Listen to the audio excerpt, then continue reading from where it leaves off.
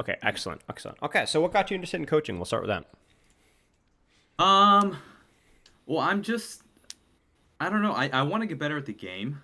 Mm-hmm. I've always Mm-hmm. been relatively competitive in things that Yep. I like. Yep. So with like basketball back in the day, soccer, I remember I played a little bit of chess for I had a chess phase for a little while that went down a rabbit hole and got out of and stuff. So this isn't a rabbit hole. I really like this game. I see myself playing it for a while. So I I want to get good at it.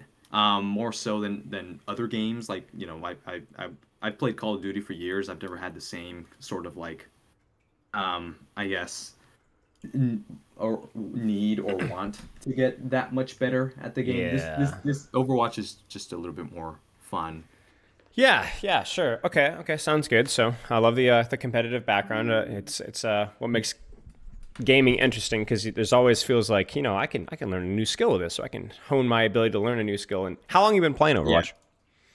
A little over a year, like a year and a month or so. I had just barely. I only touched it because I heard how bad the reviews were, Yep. and I was bored at the time, and I said, well, it's free to play. I might as well give it a shot. And the first night, I played the game for like 6 hours. Yep, yeah, it's the game that everyone loves to hate, but Yeah. the death of Overwatch 2 is grossly exaggerated, I would say. Oh yeah.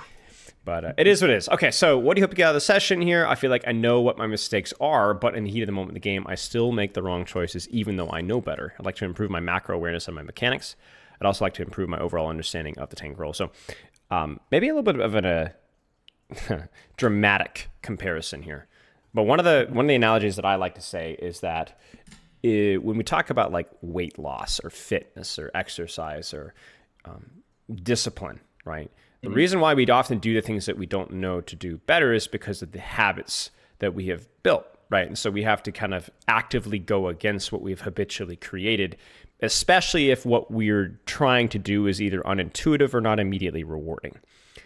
And the reason why that's so challenging is not through necessarily a lack of willpower, but because willpower is a currency. And I think a lot of people don't understand that. When we talk about people who have good habits and are strong and do this and are very disciplined, that's a process to get to that point because most people only have so much willpower, and the more willpower you use in the day, the harder it is to do things later on, and that's been scientifically proven. So Mhm. what you do is you develop those habits to the point to where they no longer demand the same level of willpower.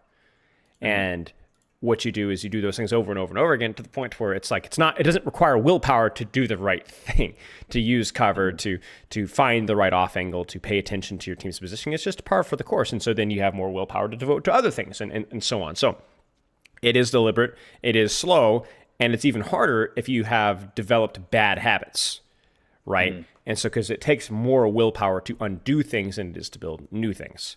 So, Yeah. for you, it's like, why am I still making these wrong choices? It's not because you don't understand. It's not because you're stupid. It's because you've developed these grooves, these tracks that you were going to follow for whatever reason, Mhm. unless you consciously choose not to. And Mhm. it's hard to Yeah. do that. It's hard to do Yeah. that, no matter My how smart you are. Yeah, my biggest detriment is I'll practice a thing for a little while, and I have been improving. I've seen myself improving, especially the last couple months. But I get real tilted. I will Yeah. say I get real mad at certain things, especially Yep. playing Doom and Ball. Seeing Hog Sombra every other game is Yes. incredibly Of annoying. course. Of course. Of And course. I don't play. I play a lot more quick play than I play comp. Hmm.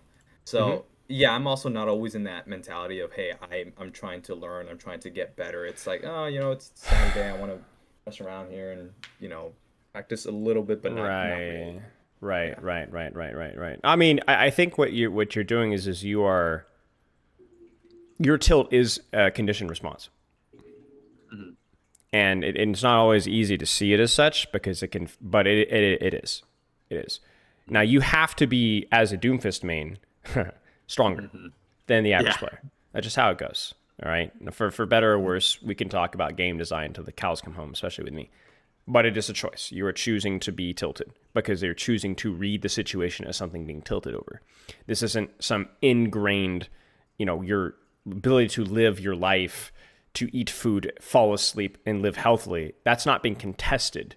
What is being contested is your ability to kill 6 on the enemy backline. And so your challenge is to restructure these challenges as rewarding. As rewarding as actually the dopamine of hitting shots. And that's the challenge, because that is not intuitive whatsoever. Yeah. So it's the counter watch that tilts you. Yeah. Is there anything else? Very much. Sometimes, yes, but I indirectly think it's my fault because it happens so often. And this is kind of what I need help on. Sometimes I feel like my teammates aren't always there to, I guess, to follow up on some of the things that I do, but because of how often it happens, there must be something I'm doing, or maybe I'm not setting things up correctly. Maybe that I'm not giving them the space that they need. Maybe I'm going ahead of myself, or something. Yeah. You know? The problem is if you're smart, you will always find mistakes from your teammates, right? You will always find those problems. Continue. Sorry. Yeah. Well, no. Yeah. That's pretty much it. As a tank main, I've always been like a tank player for this game. So I'll occasionally play support and DPS like for fun, and the game's completely different. I mean, seeing it from behind the front line, it gives me a little bit more perspective. But again, I play those roles for fun. I don't really take those roles super serious, but I feel like I probably should a little bit more to kind of get more of the lay of the land, and to kind of know, to familiarize myself the best ways to help my team. Let me put your mind at ease. You are playing the role maybe with a little bit more responsibility, okay? But the crucial thing with characters like Doomfist, and I think this also applies with characters like Winston and even Wrecking Ball, is that there will be no guesswork about whether you're doing the right thing or not. At least there will be less guesswork. The problem with playing characters like Ram, Orisa, even characters like support, DPS, is you will sometimes get mixed signals or misleading signals about your contribution. You can farm damage, you can farm support, you can cut down on your deaths, you can have a great KD, and you lose the game. And you don't know why. Yeah, it just happened to me 4 times in a row last night. Right. Doomfist, you're either going to force all the CDs, secure the picks, and live, or you're going to die. And the only guesswork with Doomfist is, oh no, I died there, but was it worth it? Did I contribute enough space? You're going to get what we call immediate and direct feedback on every single decision that you make, especially when they start swapping into hard counters. So what that does is that leads to a much more blunt and honest experience. It's the equivalent of like being training for, let's say, a powerlifting competition, and you have that coach that just says, you suck. Right? There's no sugarcoating it. It's either you're good or you don't. Maybe he's not even necessarily purposefully rude. He's just completely honest. You pass or you fail. That's it. There's no leeway whatsoever. And that's kind of where you are. That takes a strong mental, because there's no sugarcoating any negative situation. You either did it or you didn't. Right? The good news then is there's never situations where you have the guy sugarcoating, oh no, you did fine, good job, but yet you can't climb. Why can't I climb? Doomfist, you're gonna know. You're gonna know. Yeah. It's going to be right in your face. You're going to fail. You're going to succeed. That's it. There's no guessing. There's no farming stats. There's no, I only had low death. No, you're going to have a lot of deaths, right? So you better darn well find out if you're going to get value. And so you need to treat that as an upside, because it takes the guesswork out of whether you're doing your job or whether you're not. Now, there will still be moments like that, but compared to a lot of the other characters in the game, way more clear. Way more clear, way more direct. I had the same problem when I was learning Sombra. When I was after the rework, like I was confronted every time with my mistake. Every time. Yeah. Like there was no question about what I did wrong most of the time. And the times when I didn't know what to do, it was also very confronting about like I just did not know how to get value. And I was slamming my head into a cement wall. And until I figured it out, I was very clearly aware that I was not doing very much. Because there was no like, I'm just gonna take an angle and farm the tank, the soldier. Like there wasn't that. You died or you did nothing. Like until like you had to figure it out. So I encourage you with your hero pool here to kind of look at that as an upside, because it's very clear feedback on exactly what you're doing. So what I want to do is I want you to, number one, we need to practice framing your tilt as feedback. feedback that you are needing to shift your focus onto the satisfaction of getting value out of just making other people not want to play their game. Yeah. It's a little bit sadistic, but you know what? That's okay. You're Doomfist, right? Haha. You're playing what you don't want to play. And the other thing as well is you should feel good about the immediate feedback that you're going to be getting on every single engage that you get. You know? Yeah. You know, you're built. It's going to make you. You're either going to break or you're going to be built different. There's going to be no in between. Yeah, and I've kind of started seeing it that way because most people who counter swap don't really master the champion that they're trying to swap into. That's it. And sometimes it's obvious, and sometimes you get that one guy who, they're really good at it. So yeah, and that one hurts for sure. That one hurts for sure. But you also have to go with the vast majority of people that do counter swap are stuck for a reason. In fact, I have some insight onto that from what we know. I believe plat and diamond players counter swap the most. Yeah, which is right where I'm at. right. So not GM players, not top 500 players, because the cull the herd, for lack of a better term, you have to be willing to commit and learn a character, at least to an extent. Doesn't mean you don't counter swap in top 500. It just means people are more aware of the value of the map and the value of the situation and when counter swapping is really needed. Yes. Yeah.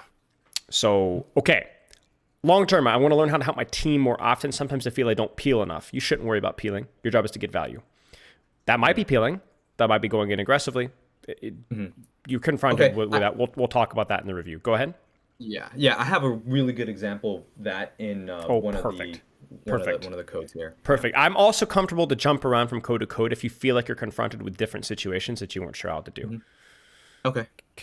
I feel like my team should be winning backline trades, so I don't always trust my team enough game to game. Right. So what we could do is we can always look at objectively how much resources did you get, how many resources did the enemy team get, or the enemy tank, let's say, and how much damage did you do, how many cooldowns did you force, and vice versa.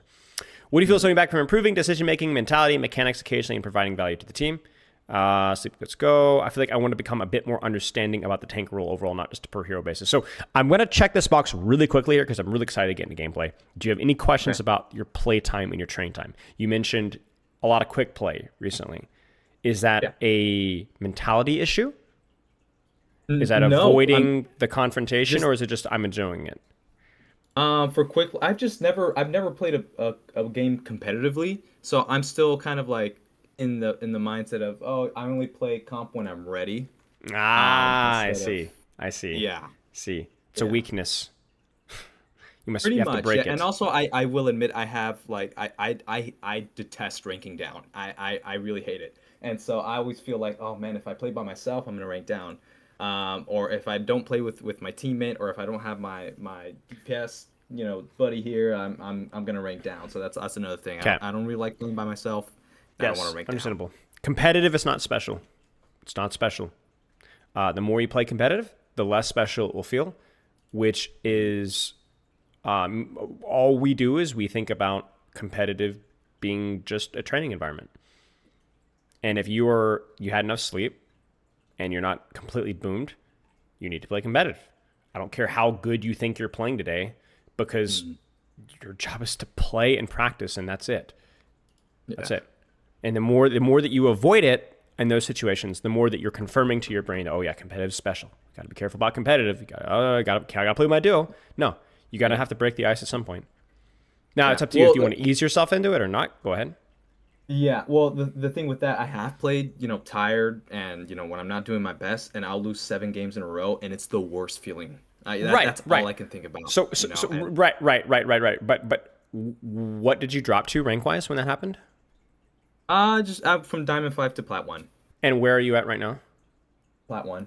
I've been teetering between Diamond 5 and Plat 1 this whole season. So when you lose the investment, do you gain the investment back? Eventually, yeah. But you're like, I don't want to put the time in to have to get it back again. It's not that. I'm just scared that I'm gonna go back to like Plat 2 or Plat 3 or something. Okay, and something ridiculous. Then what happens? Then I'll probably rank back up eventually. Right, and in fact, it will be even easier because you've dropped to a level to where the game, in theory, is even easier. Yeah. I mean, we're not talking about permanent losses here, okay? And the irony is that fear of avoiding that is exactly what's keeping you in the first place. Yeah. Like one of the big things is loss aversion, right? Like we have a tendency to be really scared of losing things that we have. But what that ends up doing is that we miss opportunities to take what I would call educated gambles. Like if I said that right now, the more that you play, I can promise you a 51% win rate in Overwatch. Promise you, 52% win rate. Are you going to play the game? Yeah, but Yeah, I know why? that it's not gonna feel fun like half the time. Okay, so then that's the issue. But in terms of ranking up, if I could say I'm going to physically control your hands to force a 52% win rate, no matter how far you drop, you will always win more than you lose. You're going to rank up, right? Yeah. So do you see how that would take fear out of the equation? Yes. Right, because you'll have ups and downs, but you're going to overall trend up no matter what you do. Who cares about the short term? You're playing the long game here, mate. Like, are you trying to min max your rank for next week? No, you're playing the long game here. So why on earth are you so scared of dropping to Plat 3? Who cares? Yeah. You know, you have to be willing to play the long game at the expense of the short game here. And really, it's not just about like, oh, so you need to grind, rank up. You need to. The stigma of this being a special thing is also ironically ruining the fun of ranked. I've never had more fun with ranked when I stopped caring so much about my rank, because then it just felt like I could just go in and train and not feel like there was like this overwhelming death looming over me, right? Just play the game. Just play the game. Now, if you don't have fun for a reason separate than rank, that's what we can talk about. But I just play the game. And you and I both know also as well that people counter swap and quick play just as much, right? Yeah. People do, right? much. So like, it is what it is. So like, just play the game. Play the game. Don't worry about your rank whatsoever. It does not matter. I don't care if you D-rank all the way to gold. Doesn't matter. You'll get it back. You'll get it back. All right. Cool. And that easier said than done, but I have been in that exact same circumstance. A lot of ranked anxiety, and my ability to rank up, coincidentally, coincided with my ability to overcome my ranked anxiety. But I didn't overcome my ranked anxiety like that. It took months of just playing competitive, forcing myself to play a little bit, even when I was scared, even when I didn't feel like I was playing that well. And eventually, I just doesn't bother me anymore. Just stopped bothering me. I actually started to really enjoy the game. So Okay. Yeah. It's a big I have mindset. lost 500. I've lost 600 SR one time. I dropped tank. This was before roll lock, and I dropped tank to pick up Ana, and I lost 600 SR. I dropped all the way from masters to high plat, and I got it back. My- And I didn't stop. I climbed all the way to Grandmaster in about 2 seasons. And I did it because I wanted to have fun, and I wanted to play Ana. And it was really scary at the time, but I was like, I had confidence in the process, even if it was a little scary, and it worked. So Yeah. Okay. let's play the Sounds game. good. Yeah, that's a big mindset shift. I guess I need to It is. practice. It is. You're not going to be like, oh, I had the coaching session. I'm not scared of comp anymore. No, you're going to be scared. You're going to be scared. And you're going to lose games. And you're going to get tilted and be like, this guy's in jackass. What is he talking about? I'm literally losing games. Who cares? Show up. Do it again. Do it again. It doesn't require you to be confident for it to work. You don't even need to believe in it for it to work. You just need to do it. That's all. All right. Okay. Sounds good. Let's start with answering. You said there was a specific situation where you had a question. I'm losing the context here, but there was something. Let's start with that. Yes. Yeah, where I was losing the backline trade consistently. So Yes. hold on, I'm gonna send the code here. I'm actually gonna start off with a wrecking ball fine. gameplay here. Maybe some similar principles. Sure. Yes. So essentially, I got diffed. I just texted it, and I didn't start off wrecking ball. I switched to wrecking ball because playing against a ball is a very unique situation that I don't get to practice very often. So So a ball mirror. my best response is just to do the same thing to them. Yeah. So this is what you want to look at right here. Yeah. So we can do Crosshair. after. I swapped to wrecking ball here. So after you the want to first go fight. to Yeah. okay.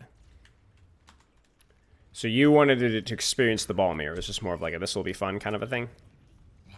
Kind of. It's more like my team was like, "Hey, Tank, what are you doing? Like the ball's over here messing us up." And I was in their backline as well, but maybe the ball was just better. Maybe I should. So why does the helped out. wrecking ball solve this solution? What does the ball do differently than the Doomfist does? He doesn't require as much resources from his team. Yes, but what does Doomfist do better? Does Doomfist counter Wrecking Ball or vice versa? Does Wrecking Ball counter Doomfist? Maybe not directly. So then why swamp? Um, You're falling into the honestly, plat trap. Can I be honest? You're falling into the plat trap where it's like, oh, this guy is playing well on this character. I'm going to pick this character. Now, obviously, you do have reps on Wrecking Ball. Probably what? Your second best tank? yes. At So this point, that's fine. If you want to play Wrecking Ball because you enjoy Wrecking Ball here, that's fine. But I see nothing about this circumstance here that demands a Wrecking Ball swap. Not a single thing. Doomfist, Widow, Reaper, Curie, Lucy, it's fine. Doomfist is fine with that. Now, you might not one-shot everything, but there's also no CC on board. You can go for fast cycles. You can contest characters. There's zero reason for you to swap here. Zero. Outside of maybe slightly more consistent access to their Widowmaker, but honestly, that's not really a problem either. Okay. I don't mind you making the swap here, and we can look at this here, but this is already concerning to me, that this is like some like mind game that you're playing with yourself. This is where like the social pressure from jackasses is slapping your face in the mud. Do what you want to do. That's it. Okay. Got it.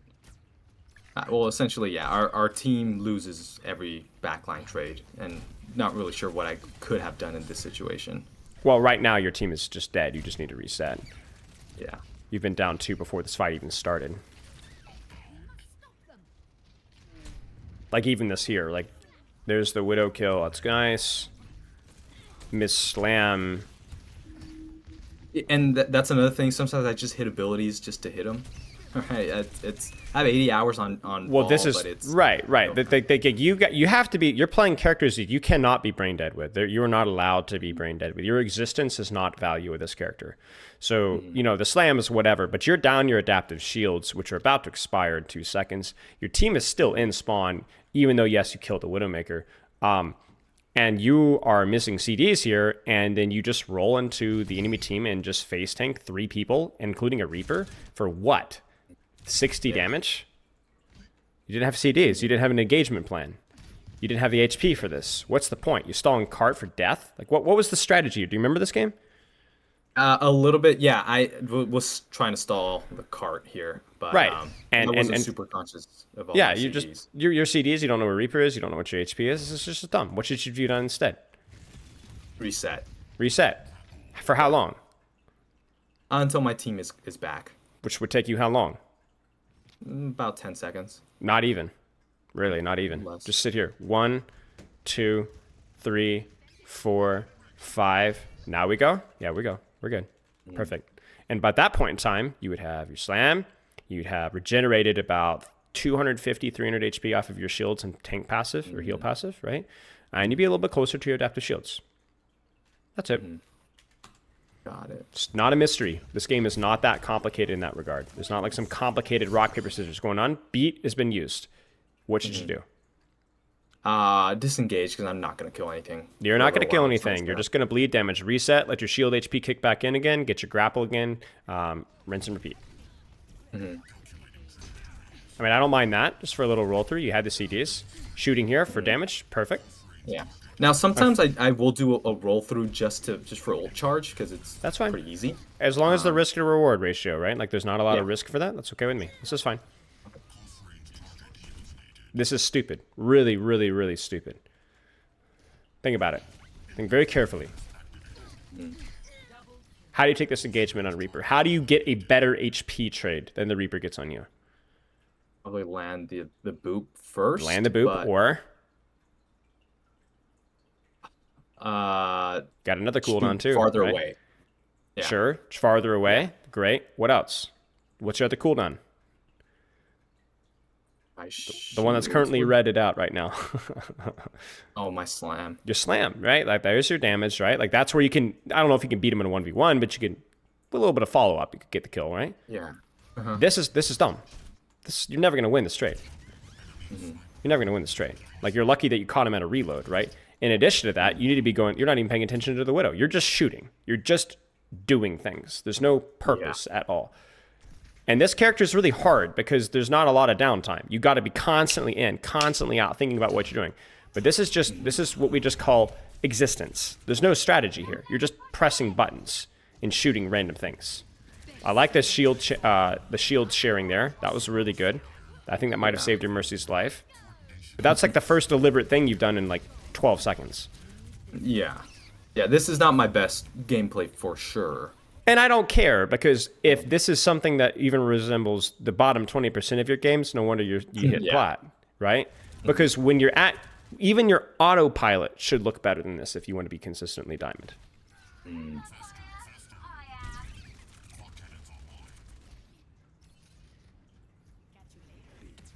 And I'm also, I want to clarify here, I'm being pretty tough on you, all right? I think, so the reason why I'm doing this is I don't want this to be a mystery. I don't want this to be some like esoteric psychological trauma that you have to sort through. It's just, you're just going through the motions, randomly swapping, and not doing anything cognitively deliberate. And that's the problem here. There's no mystery here. Just do your job. That's it. Like right now, what should you be doing instead of probably poking a Reaper here in the open? I know you are at least playing a little bit of range here, so that's a little bit better, but you probably could be doing something better. What is that? Setting up for mines. Setting up for mines. On who? On the whole team, because they're about to reset. Yeah, I don't really know. Like, there's somebody over here. I don't know where they are or what's going on, but maybe we should try to figure that out, right? Like, maybe we should like do a little bit of investigation, like roll through. Okay, there's Widow. Okay, where's my team? All right, do I want to clear out Reaper? Okay, if I do want to clear out Reaper right now, how would you clear out Reaper right now? Boop them out. And don't just stay in. Right. Boop slam. Scoop and slam. Hope for a little bit of team follow-up, right? I don't know. Like, even if you don't want to set up for mines, if you want to poke out the Reaper, okay, this is not the way to do it. Don't give him your head hit box. Back away. Then go for your grapple when you get it. Right? Because now, look at our HP. Now we're grappling. We don't know what the heck we're grappling on. You don't even know where the enemy team is. You're just throwing mines. Turns out, mines do check all. It's a zoning tool that happens to randomly catch the Lucio, and not even that. It's just random. You know? It's random. Nice use of the retract there. There you go. But why are you disengaging? What should you do instead? Look to get in. Somewhere. Look to get in. Right, now you don't have your adaptive shield, so you'll need to be very cautious about who you get in on. Yeah, but there's a health pack around the way. There's a health pack, and then you're going to stop, and you're going to look for 2 seconds. What do you see? What do you do with what you see right now? It's free low, man. This comp is so free. Like, you just slam this, you're not going to kill these guys, 0 chance, but you're going to completely cut off the follow-up, and you're probably going to force some cooldowns too. And also 0 risk for you. 0 risk, right? Even without adaptive shields, you're fine. Yeah. But you're just doing... You see it? You're just doing part things. Of the, like, yeah, this is part of the me not knowing really what, being in the moment that I'm not really thinking. That's it. That's it. Now, the reason why you're not thinking is because you are playing a very fast character and a very thinking-intensive character with a lot of choices, much more choices than 90% of characters in Overwatch. But the way that you're going to improve that thinking process is not by faking it till you're making it. Like, let's put it this way. You ever seen a juggler?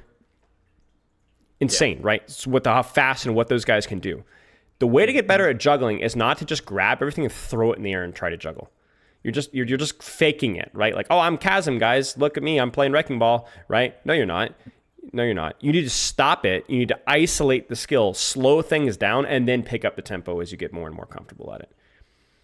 Whether that's I'm going to be deliberate with what I'm doing with my cooldowns, or I'm going to take brief pauses and look around the battlefield, or I'm going to try to prioritize in setting up my mines instead of just randomly shooting things. Yeah. Just be more deliberate. Slow it down. It's okay. Like, you might miss value, yes, but the long-term growth is that you're going to be able to build these instincts, and then you're going to be able to speed things up. You're not anywhere near this. Like, this is terrible. What are you doing? Look at this. We're playing Soldier 76 again, right? But we're not even on an angle. And like this right here, like, this is good. This is good. But even that, look at what cooldown you popped here. Check it. Bam. Why? Just to hit it. Just to hit it, right? And that's it. You're noticing a consistent theme here. Things are just being used. I mean, that was... Okay, let's be honest here. Was this purposeful, or was this totally accidental? It was 40% accidental. Okay. I wanted to do something, and I did something. I'm going to give you 100% credit. Nice job. And you tried to slam the Lucio there. You kind of lost him, but there was a little bit of purpose there. And even this here, like, right? Like, you're like, bam, miss the slam. Where am I shooting? Where am I shooting? Okay. What's the next And I target? think I gave some shields to my teammates as well. That's fine. I'm trying to work that into the rotation. Sure, that's little by fine. little. That's fine. In situations when you feel like they could use them, absolutely. But I can. There you go. Now what? With what you see in the battlefield right now, with this cooldown situation that you have right now, what's the play? We're snapshotting it. What do you do? I can do whatever I want. I can grapple to the ceiling and try and get in a slam. I can just roll through. So you're simplify it. What's the best play right now?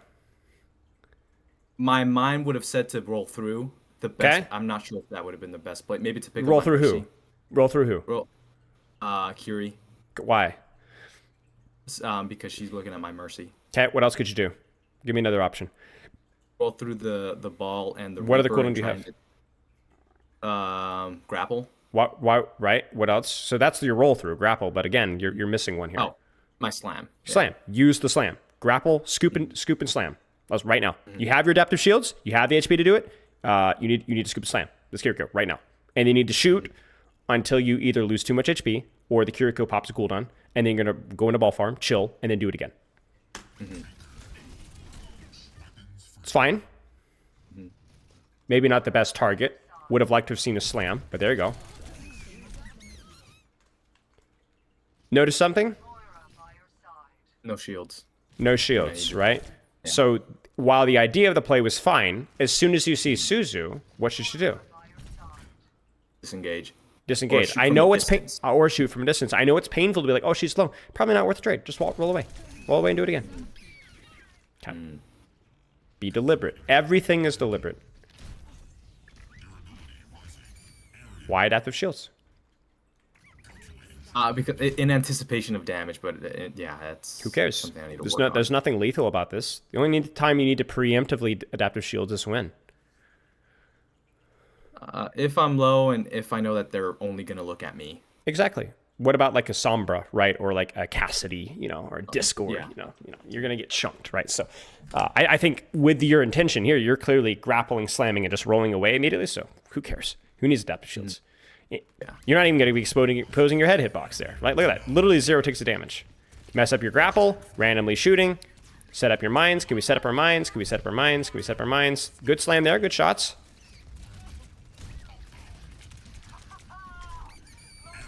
It's fine. It's a little bit more deliberate. A little bit more deliberate. We have our adaptive shields, but we don't know what we're doing with it.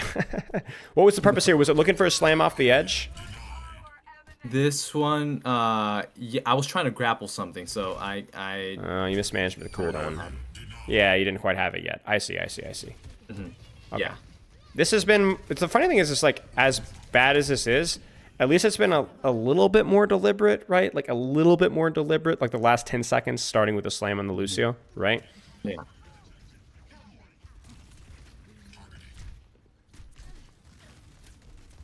I should have slammed there. Yeah, should have slammed there too. But at least you're like doing deliberate things. So this is what makes ball so hard: is it starts with deliberate action, then it finishes with asking yourself, was that the best deliberate action I could have taken? Right? I don't even care if you're doing the strategic best thing or the best target, the best chain of the cooldowns. I'm just happy to see you actually doing things purposefully.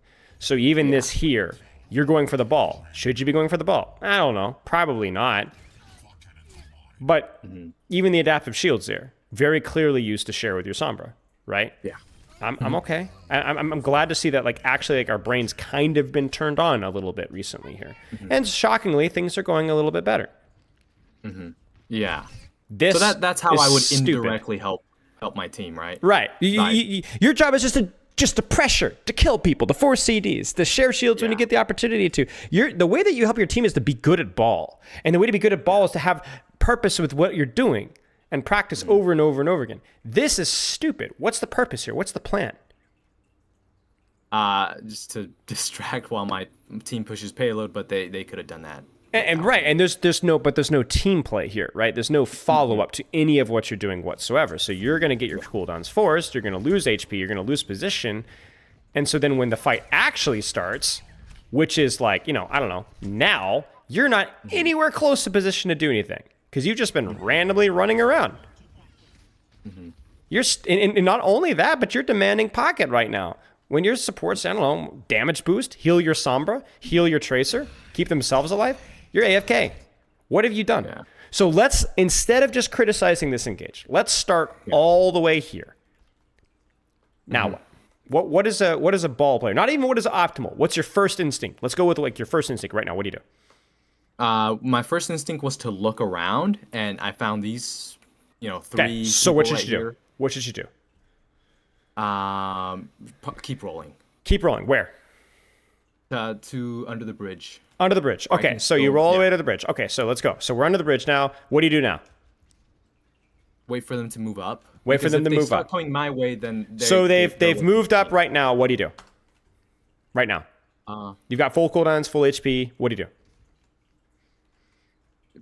Go for a pick. I probably On go what? For Kiriko. Be specific. What do you do? On what? You said Kiriko, so now what do we do?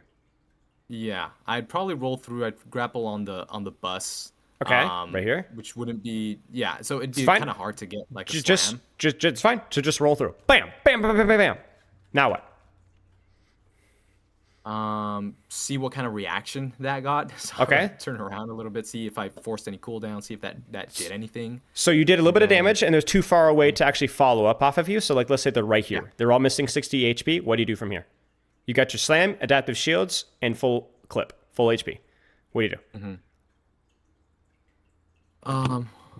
Well, without my grapple, I can't really set up for a slam. So what do you do? all I can really do is shoot. Or Is it good to shoot set up from for the here? next engage. Is it okay to shoot from here?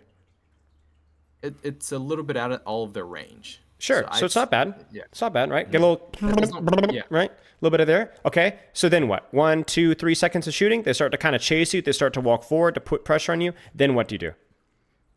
I follow up again with another slam. Well, Okay. at So this be point, specific. grapple. How would you do it? I roll through and slam. So you'd grapple here. You'd roll through, scoop, and slam. Then what? At that point, hopefully, if they're still forcing resources, then at least I have three of their Yes. teammates' attention. So you have a and choice the here. rest of my team. You adaptive shields if you want to do a lot of damage. Like you really think somebody's low, you can get a cool kill. Or you just roll through, slam, and then just roll away, maybe. And then from there, we go from there. Maybe you shoot, maybe you have adaptive shields, maybe you roll out, disengage, wait for your next grapple, and roll through again. I don't know. Yeah. Congrats. Okay. That's beautiful. That's poetry right there. Really, really well done. And we didn't even need to ask, was that the optimal play, or should you have roll slammed? I don't care. It's good enough. That's all that was needed. Now compare that to what happens here. I'm gonna make you have to suffer through it. So I got a lot of my HP forced here. Still haven't slammed, by the way. No target, no deciding if this is smart to shoot or whether you should be shooting. Just complete. It's like watching an AI roll a wrecking ball, right? Just random buttons, right? And again, I want to point out that when we looked at you've made you self-analyze it, all we asked is, what's your first instinct? Your first. We're not even requiring, like, asking you to do the best play. Just what is a play that comes to mind, and you did great. Yeah. It really was good. You did such a good job with constructing the details there and giving the exceptions and how you should respond to things. That's how you need to play Wrecking Ball. All right? Yeah. You did a really good job. I just need to stop and think. You just need to stop and think. And the key word is a second. It doesn't have to be perfect. Just give yourself a little bit of breathing room. And then the more that you practice, the less thinking will be demanded. It will be purely instincts. Okay. In the same way that you do so many things right now instinctual that initial you would be jealous of, right? Like even this here, right? This is strategic. Boop, get a little chip, adaptive shields, and then you try to back away to create a little bit of distance. Now, is this the best play that you could be doing right now? I mean, it's risky for sure. Maybe it's a skill check, but you know what? I respect it. Yeah, it was just mostly to hold up the bot, but my team wasn't going to be able to. Yeah, and you saw an opportunity with him not being quite full. I'm okay with this. I respect it. It's funny how, like, even if it's not optimal, it's so much better than what happened last fight. Yeah. Just a little situation where, like, and I could, let's see, just random. You have your cooldowns, use them. Random. What on earth are you doing? What are you doing? Yeah, I think I'm just What do you- building up for mines because I was right there So who can, but you know the best way to build it from mines? to roll through. To roll through or to slam, Yeah. to use your cooldowns. I know you're like, oh, I want to save slam for mines. Screw off, mate. Force the Suzu, you know, by slamming or whatever, then get your mines off or something like that. You get value. Let's not overthink the strategy here, so because you're not at that level where you can start thinking about saving slam for mines, because this is what we're doing right now. Like, this is crazy. You're almost literally playing down a tank right now. The most damage, the most impact that you've had here is an accidental boop on Tracer when you fail to grapple on the bot. That's the funniest thing. That right there, congrats. That right there is the most value you've had this entire game. Not this, or the entire game, this entire engage, right? It's just random. Okay. Roll. Okay. Maybe grab Mega here. I think you can grab Mega there and go back to your team. Yeah. Or stay on the angle rather than going back to your team. I don't want to overanalyze this anymore. I think we kind of harped on it enough. I want to look at a little bit of Doomfist, or if we have any other questions to answer those. No, I think I got what I needed out of that one. So that's pretty efficient. With your setups, engages, slow things down. Play around your CDs. Keep an eye on tendency to just shoot and shield randomly. The symptom is never using your CDs, especially your slam. The disease is not thinking about your engages. So you just default to just kind of shooting. Yeah. That's what I'm seeing. I'm not sure if you agree. No, I see it as well. Okay. Now, why this code? What stands out about this code that you want to look at here? So this one was last night. I caught myself chasing butterflies here, right? So I usually I hate it when my team does it, but I caught myself doing it where I just kind of went off the payload, went to go shoot someone, and took too long and wasn't there when the team needed me and stuff. Okay. Sure. Yeah, and same thing with the backline trades. D.Va is, almost Really unkillable. So it's I struggled a little bit in this game. Okay. Yeah, the first fight was pretty even, and then my team asked me to swap, so I swapped later.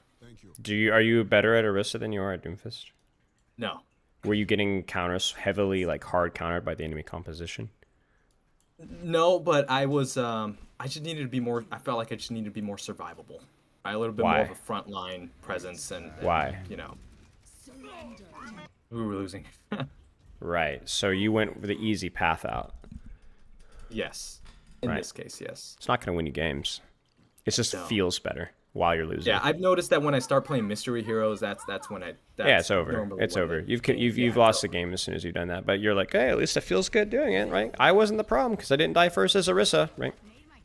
Yeah, you lose the game. Once you do that, once you play not to lose, you've lost. It's over. Especially if you go to a character that you're not comfortable on. And frankly, I don't look at the situation, and I'm not very confident that Orisa's going to feel good. This map is broad. They're running double poke hit scan. You've got Kiriko Lucio, which can really just run laps around you. And then even to make matters worse, they can go to a character like Zarya, who's a pretty decent counter versus Orisa as well. And heck, Orisa's not even a good character, period, right now. Like, she's not even strong.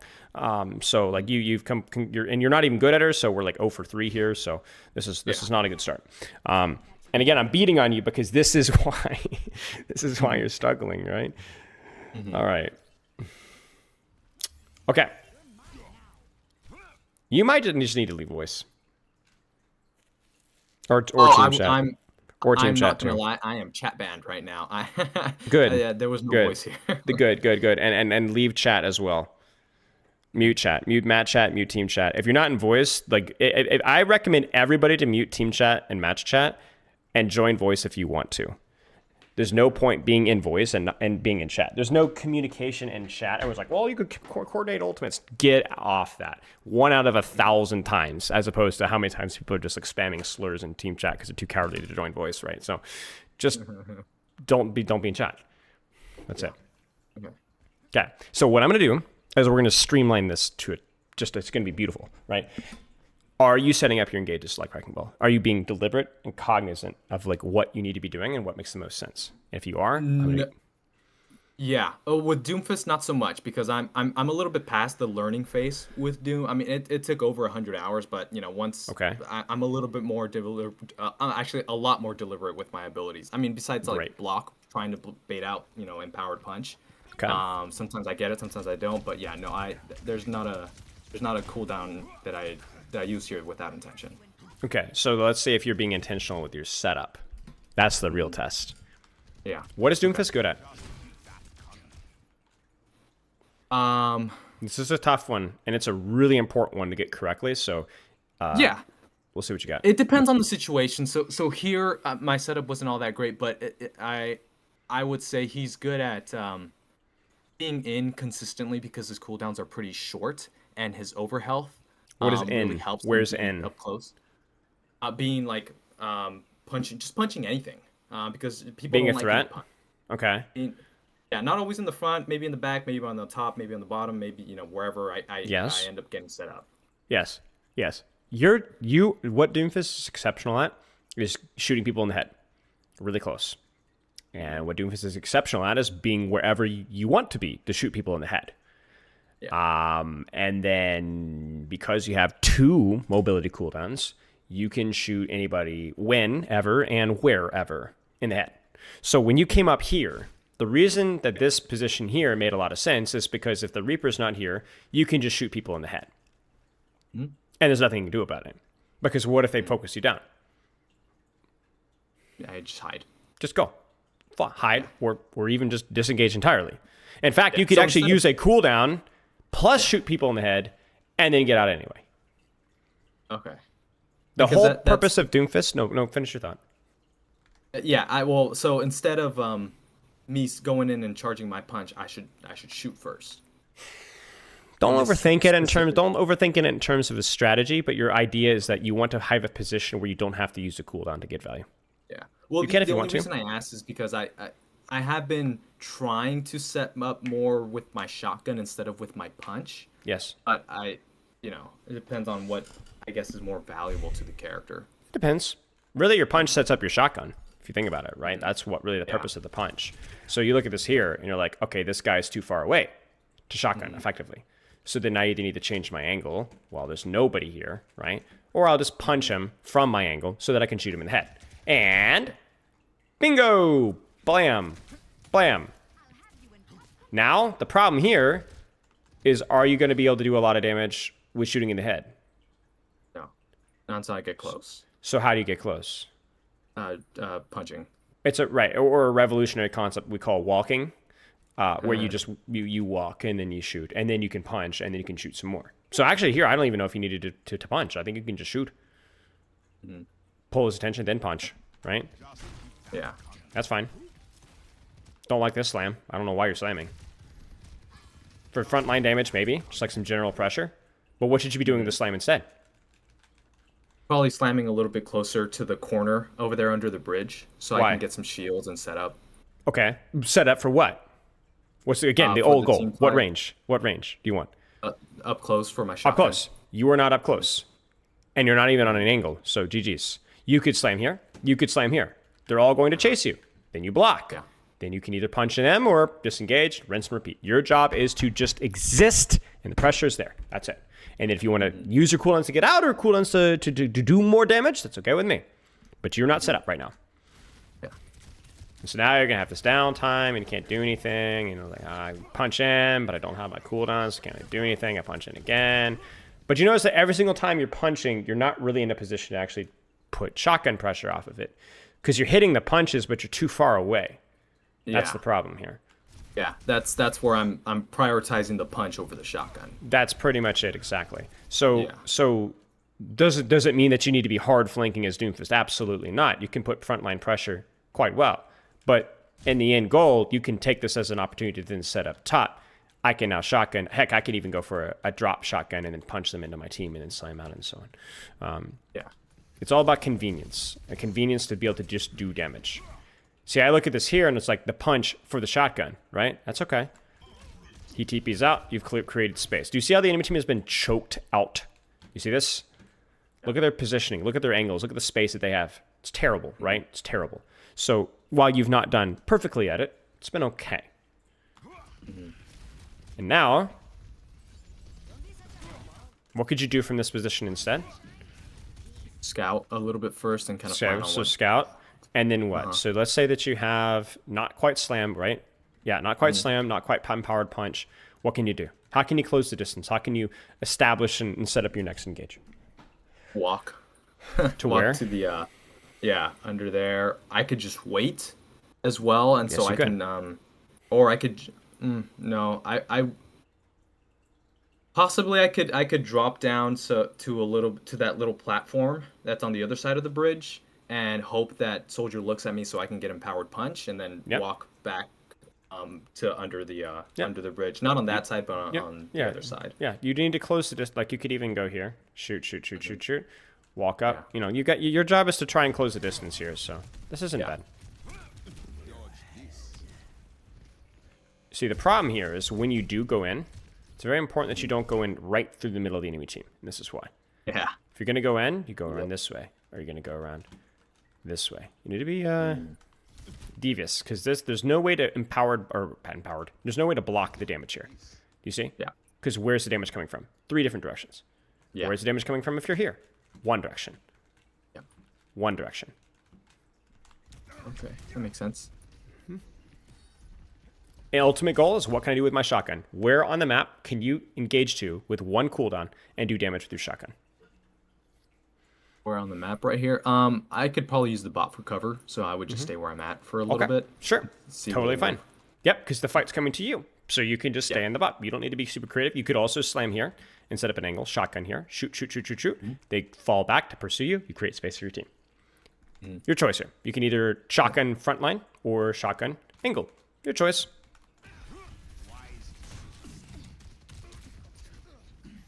I don't have any cooldowns here, so I'm looking for cover. Yep, it's fine.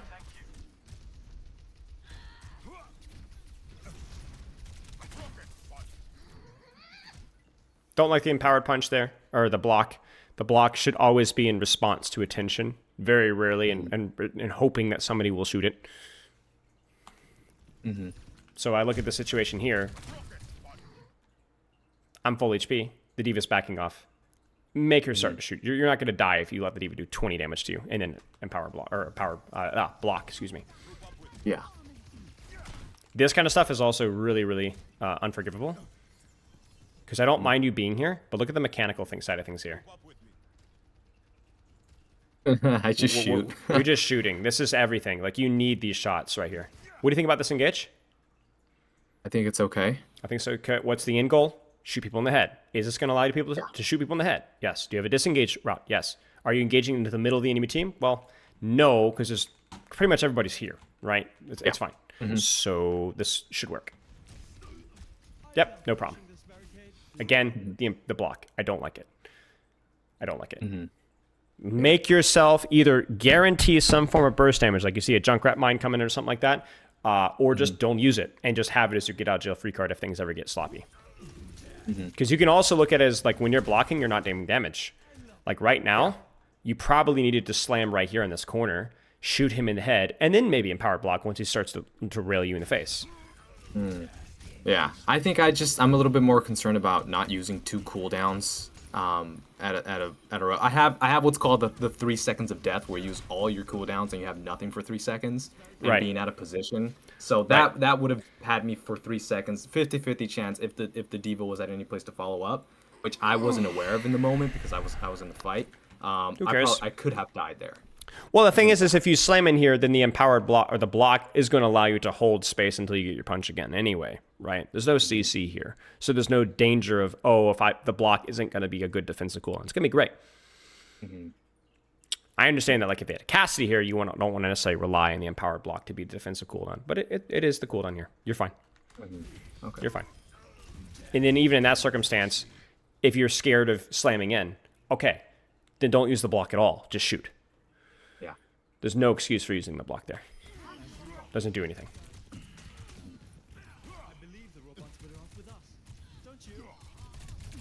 We're just going to shoot people. We're going to shoot people. Been a little bit more aware of where my team was. Yeah. I think as well, this is where you need to pursue Mercy instead. Because you can shoot D.Va until the cows come home, but it's not going to happen. Yeah. The Mercy's literally flying over your head, but like, pull a quick, slam up, punch her, shoot her. I don't care. Just kill her. Until she valks, you need to do damage to her. Let's look at this empowered or block as well. Do you see why you charged this punch? I think you charged this punch. Yeah, because she used rockets. Right, you got in her face and you've created a threat, and then you responded. It still felt a little bit early from you. Like it almost felt like you, again, predicted it without like any form of guarantee. But I think it's probably okay. Yeah. What I like to do is as soon as I punch someone, most people panic or something. So their first instinct is to shoot. So I always assume that just because I punch them, they're gonna shoot me back. That's not always the case.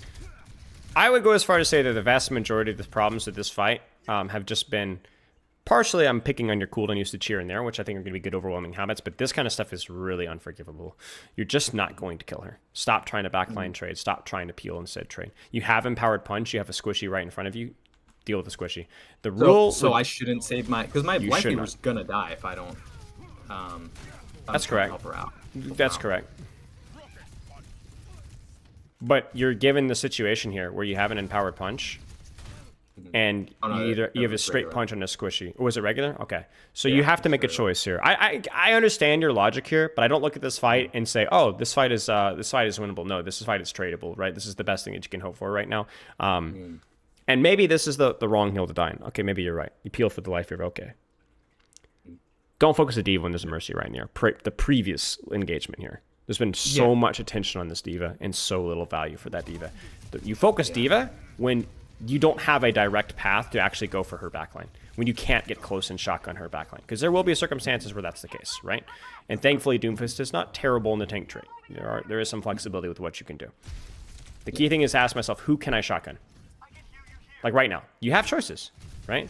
So you have empowered punch. You're about to have your CDs. What do you think? I think this is good. I think this is good as well. The question is should you punch this? It's risky, isn't it? I want to see how she reacts because I don't know. She probably has Suzu here, so yeah. There you go. So you still have your disengage out, and you still have your engage out. What should you do from here? You're going backwards. I'm trying to see where my team is at because 2 seconds ago the D.Va was right above my head, and so I'm checking to see if she's still there.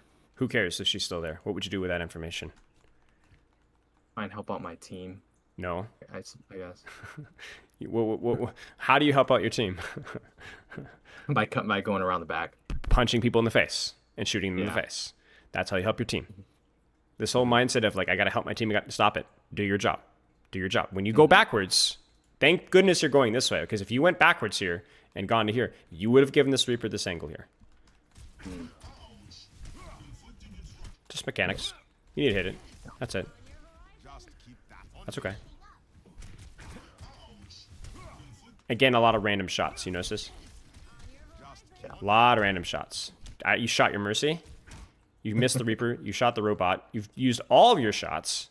So then when you hit this punch here, you're only going to have 2 if you did hit this punch, which means it's probably not enough to get the cooldown force that you want, right?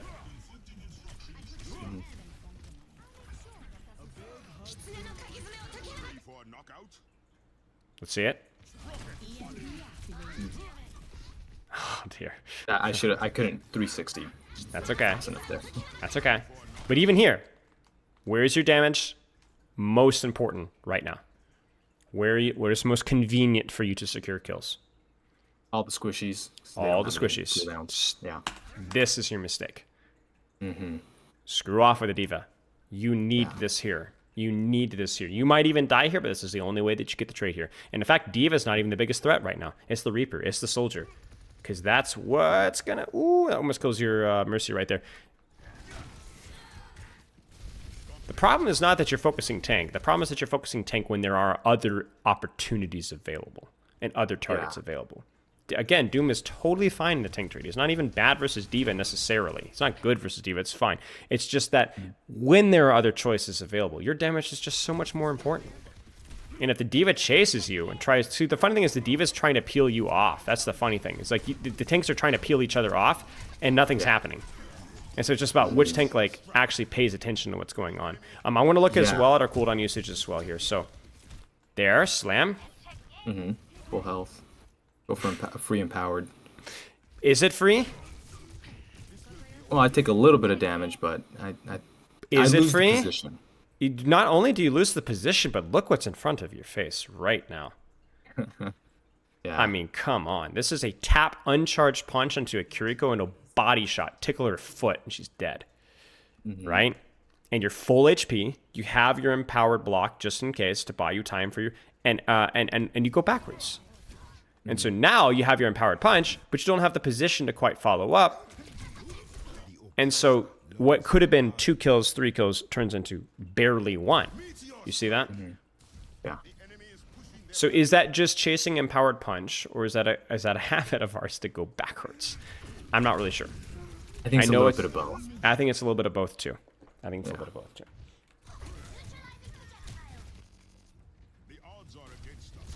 Sure. You start to take damage, you block. Do you notice again that leads to a successful empowered punch? Yeah. Good stuff. When you bleed, they get hungry. That's when you build punch. You need to capitalize off of that psychology there, right? Nobody shoots a Doomfist who's 7,000 HP, right, and blocks, right? It's when that Doomfist starts to bleed a little bit, right? I mean, there's obviously exceptions to that rule, like trying to predict cooldowns and stuff like that. And even this here, right? Like, okay, so improve your positioning here so that you can actually set up this empowered punch, or maybe even just do damage with your primary fire. This is blind. Yeah, I shot the nothing over there. Oh yeah. You shot the nothing, but what could you do from here? From here, I have slam, so I could probably get into it, go anywhere. I could go up into the, like above the bus. I can slam to kind of where the Mercy is over there on the corner. You could, ready for this one? This is revolutionary. You could walk to here. Oh, that's true. And set up and engage from here. Now, I think the big problem here is that you just don't have any teammates here, so I probably wouldn't do anything and just sit on my punch. But this is just blind. Even if you hit that, what happens? Nothing. Nothing. Like, you hit the diva and like, she's fine.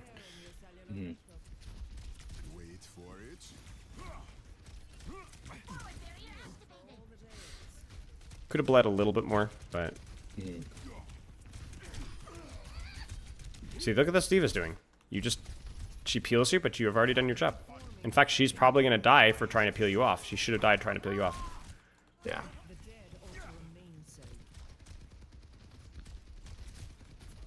A lot of random shots still. Very spammy with our primary fire. Which means not only do we waste bullets, but we're not very accurate with our bullets when you could be taking the time to realign your crosshair onto head. Very important. Good try with a punch. It's okay. Don't worry about it. Again, random shots. Random shots. Probably the wrong target right now. What should be the priority right now? I know what you're going to do, but right, it should be the soldier, right? You've got 2 choices. One's closer, which is the soldier, and one's also squishier. I don't care what HP Diva's at. Kill the soldier. This is your responsibility. So the hesitation there, and then also using the wrong cooldown to engage, because the punch allows the shotgun more than the slam does, right? So tap punch here in soldier, or get on the Kiriko, your choice. Get in his face, force full pocket, force the diva to quote-unquote peel on her poor soldier. That's how you save your warrior's life. So my biggest concern here is that what happens if I look at the Kiriko and the soldier, and my mechanics are just so bad this interaction that I end up doing nothing. Your job. Think about it this way: how much damage do you do to a diva if you hit every single headshot with your gun and you hit every single cooldown? Well, it doesn't matter because Kiriko's alive. What happens if you miss half of your shots and half of your CDs on Kiriko and soldier? They panic. There's still a threat. Like you could miss, you could hit your punch here and hit one shot and miss everything else, and this soldier's in serious danger of dying. Okay. And that's going to force more peel, more resources to this target, which then indirectly is going to be more protection for your team. Yeah. The squishiers are smaller targets. Like that's how it is, right? Even pros miss these shots, but when given the opportunity here, and and the reason why this is so important right now is because do you have a choice with who you can go on right now? Yes. So you Yes. need to make the right choice. If you are here, like let's say that this soldier's a million miles away, and let's say that the wall was dropped, and you're like, I don't want to punch the soldier all the way over here, right? I'm going to win, punch this diva, shoot this diva, slam out. That's fine. Again, I'm not discouraging you from focusing tank when the opportunity or the position allows you to. It's when there are other choices, you're still going for the safe choice. And it might be from a lack of confidence in your mechanics. It might be from feeling the requirement, the necessity to quote unquote peel. I don't really know. That's something for you to consider, but it's also something for you to be putting some time into breaking. That was an accident. I don't know. But you see how it actually indirectly got the soldier killed. Watch. Oh. Oh. You see it? Gotta go hide. Yeah. Okay. Yeah. That right there is what killed the soldier. And now the diva is killable because the diva has no help anymore. Why does the diva have no help anymore? Well, because you killed the Kiriko or forced the Kiriko out or killed the soldier. So This is where I was chasing butterflies. This was this was pretty bad. So I didn't know that there was a Kiriko just kind of waiting there. I don't see anything wrong with this here. This fight is happening. You need to kill the squishies. You've got help. Let's go. You bleed a little bit. I think here is just the target priority. You needed to kill soldier first. Easier kill. More consistent kill. Like right here, one punch, whammo, he's dead. Reaper's just a little awkward. That's all.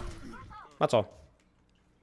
You're looking for a critique here, but you're doing damage. You're helping your team. You're on a squishy.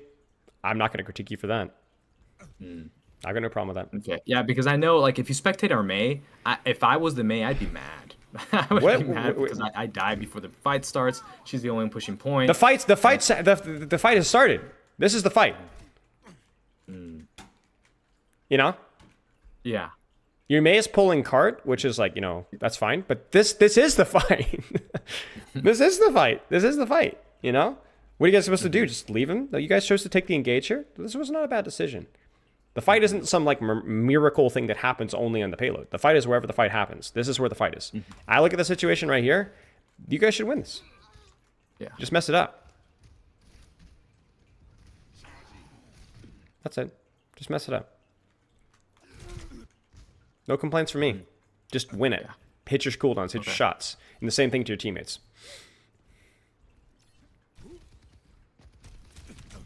Now this I'd be annoyed at. A little bit. Well, not annoyed at, but just you need to be careful because not quite right. I was scouting. Right. I was just seeing what it was.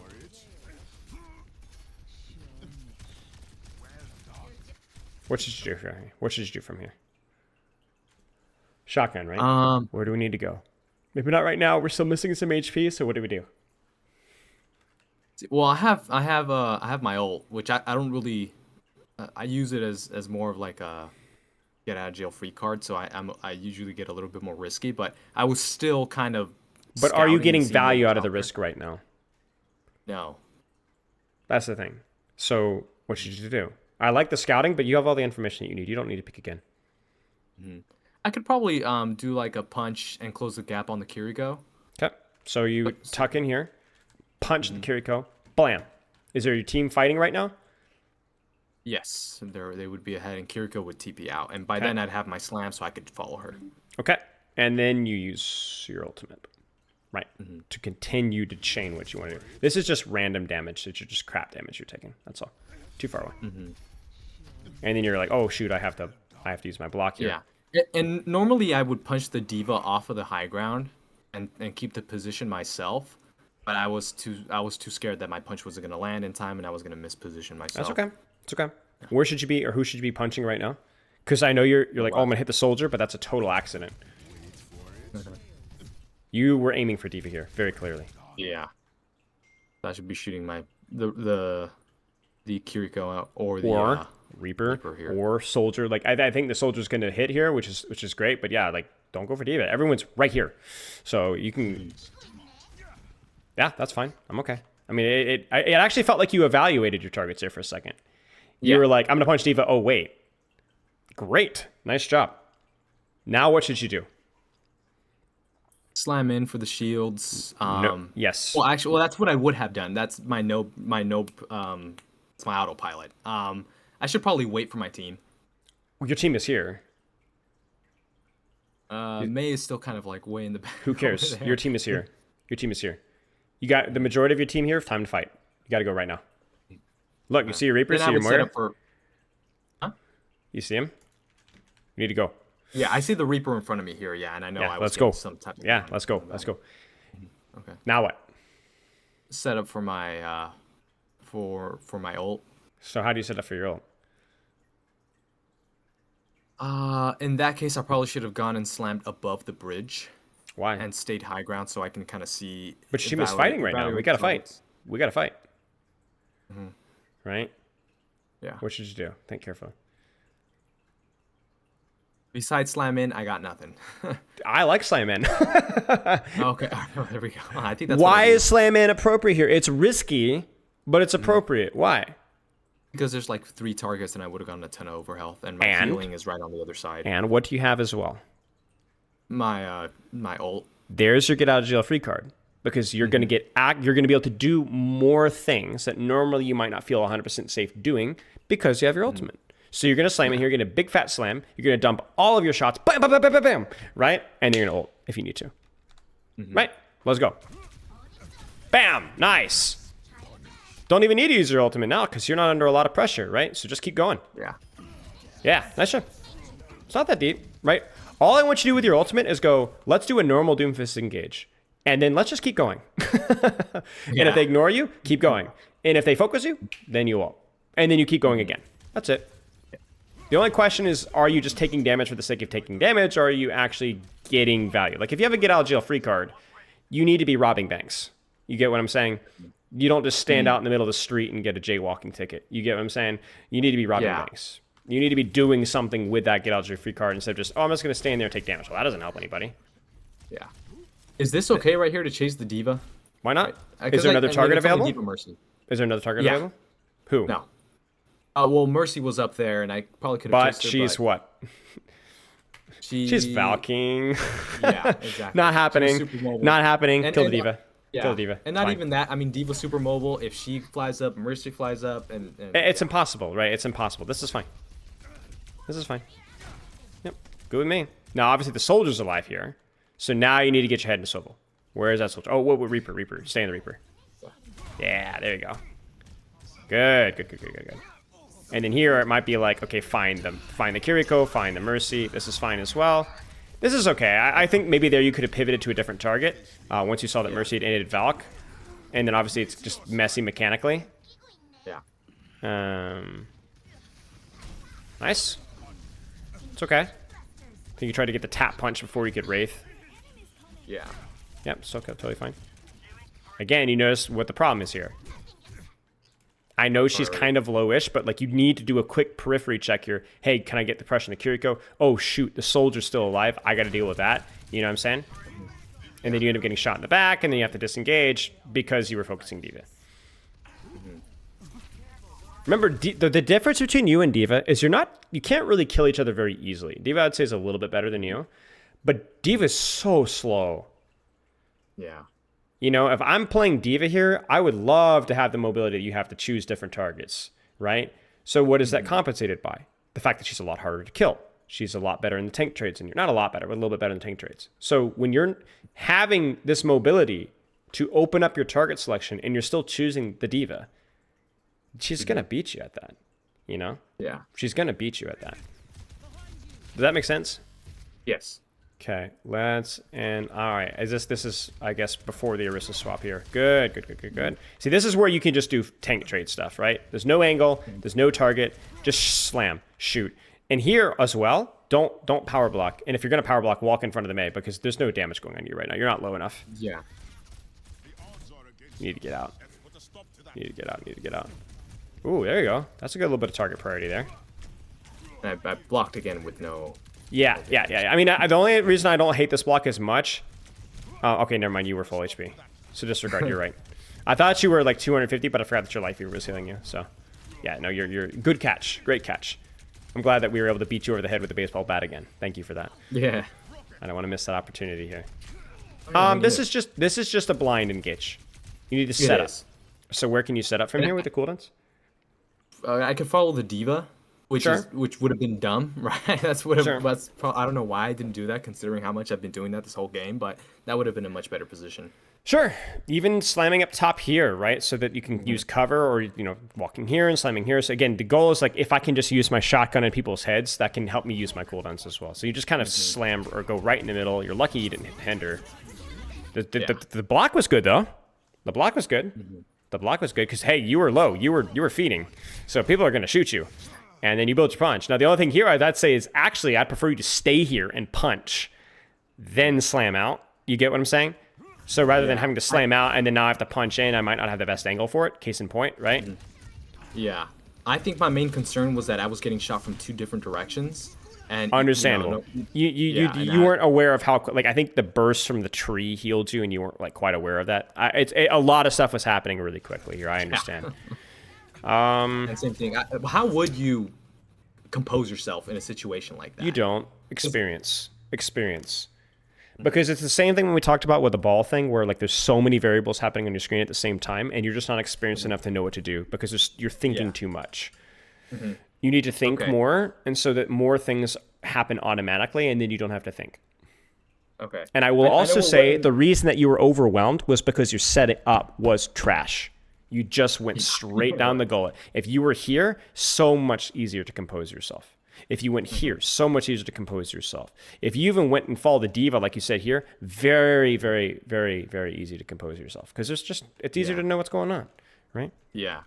Okay. I know we don't have a lot more time, but there's one more code here where I'm Doom, and it's the exact same situation. And we're in the middle of a brawl, and it's very messy. We end up winning, but it could have gone either way. Give me a team fight to look at. Give me a team fight to look at here. Yeah, second half. Once we go on attack, and it's right when we cap the point. So this is I was feeding right there. So I think a little bit, like 20 or 30 seconds. So as we're capping or after you cap? As we're capping, as we're capping, the whole time. I understand. Yeah. So I think. So because I'm on the point, my mind is just all over the place. Yeah, oftentimes it's just setup and then it's mechanics from here. So I like the little angle we got here. Means that our next engage can be a little easier. Nice punch. Good stuff. Choose your target. Stay calm. This is the wrong... I mean, you could tap this quickly to give your team a little bit of time, but this is no longer your responsibility. So where should you look? Pause for a second and look to the left. Go, okay, she needs to die. I know you're like, oh, she's so hard to kill. Doesn't matter. One shot, 50 damage, so important. Any chip damage you can get on her means that this Ramatra's on an island. Or this. Wake up. Wake up. Wake up. Wake up. Wake up. You see what I'm saying? You see what I'm saying? This is disaster for your team because you cannot peel this. You can't. You at best maybe do the quick punch there to give your supports time to maybe get a Suzu out there or something. But even then, it's like an extended phase. He's going to backline trade. And if you're chasing him around, he's laughing at you. He's laughing. Even here, right? You slam in. This fight's probably lost, let's be honest. But if this fight is winnable, the only way you're going to win that is if you do what? What do you see? Do you see it? I ult. Yeah. On who? Or even your punch here, right? On who? On the Life Weaver. On the Life Weaver. He's there. Hit the punch here. Very unlikely to get the kill, but it's the only chance. Your only chance to win this is right there. Instead, what do? I'll punch the ram. I don't even know how you cap this. And that's, again... It was very messy. On ram. But we did... Yeah. Look. Sorry, he's right there. Where is he? There he is. You could even start to be thinking about respawns here. You could go out and catch the EDRE, really. And catch it from spawn and then set up, Everything is going into ram here. You notice this? Everything is going into ram here. There we go. We hit Mei. That was useful. Mei's won. Mei gets full pocket, but Mei actually was forced out of the fight here. Do it. Okay, good idea. And I like the fact that you bailed on it too. You're like, okay, he's out. That's okay. No. Okay, that's okay. All right, let's see what you got. Yeah. Yes.